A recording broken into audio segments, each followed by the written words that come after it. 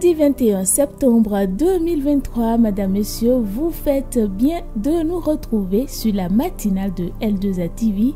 Et pour vous servir aujourd'hui, nous sommes là pour vous donner l'horoscope de ce jour.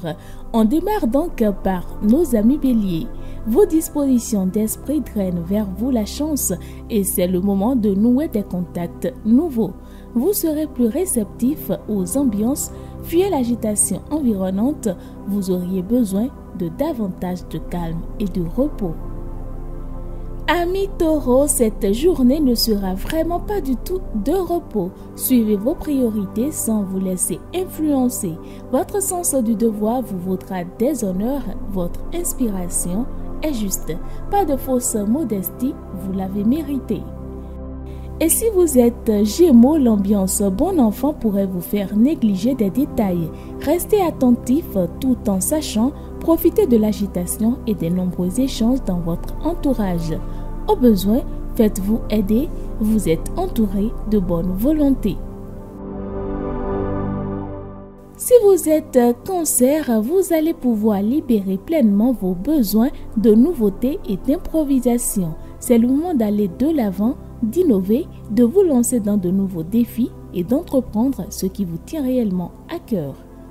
Roi Lion, à l'écoute, ne faites pas semblant d'être un autre, soyez authentique sans pudeur inutile et détendez-vous. C'est la journée idéale pour commencer un régime, entreprendre un nouveau sport, changer vos habitudes d'hygiène de vie. Natif du signe Vierge, rien ne vous semblera menaçant, vous savez que vous avez les épaules pour assumer vos responsabilités et même au-delà. Tout ce qui est lié au pays étranger sera de votre côté pour vous faire avancer dans le bon sens.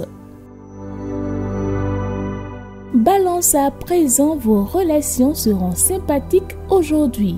Avec vos amis, vous aborderez tous les sujets. Sans retenue, chacun ira de son propre avis. Vous aimez discuter de tout et de rien en bonne compagnie en prenant le temps de vivre. Amis Scorpions, des échanges d'informations domineront votre journée, ce qui va vous permettre d'affiner vos projets. Vous avez perdu du temps en détail et cela vous épuise. Ne cherchez pas davantage les raisons de votre fatigue.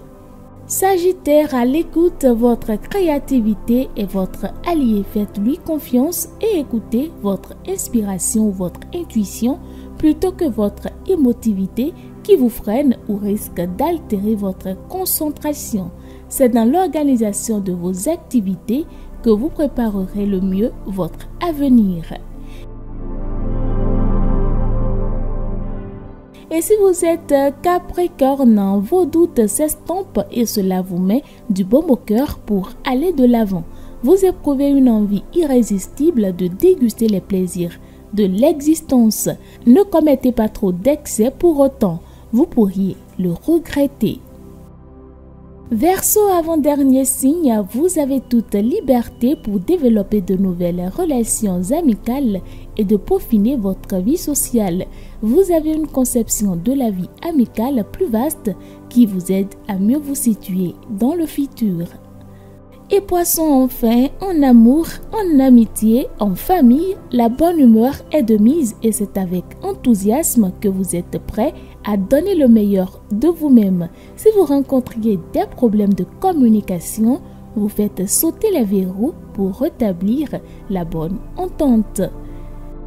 Mesdames, Messieurs, ainsi se terminent les prévisions astrologiques d'aujourd'hui, avant-dernier numéro de la semaine. On se retrouve donc demain vendredi pour le dernier numéro de la semaine.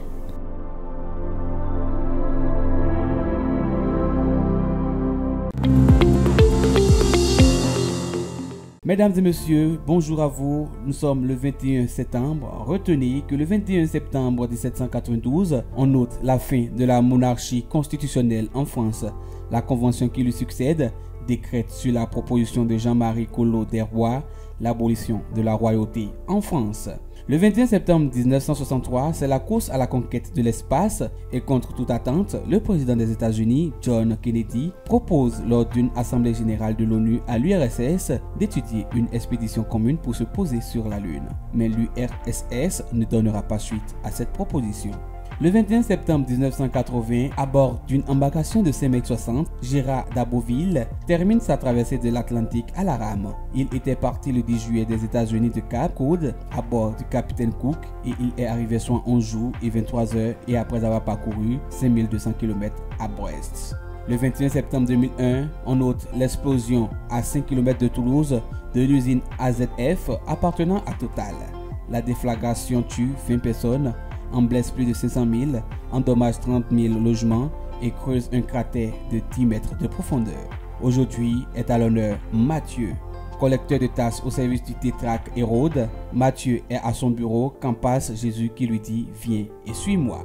Aux pharisiens qui l'interrogent sur son choix, Jésus répond « Je ne suis pas venu appeler les justes, mais les pécheurs ». L'apôtre Matthieu est l'auteur du premier évangile qui contient en particulier le sermon sur la montagne, discours du Christ à l'adresse des déshérités. Matthieu est représenté dans l'iconographie chrétienne par un ange. Merci de nous avoir suivis. Ce sera tout pour ce jour. On se retrouve demain pour une autre aventure.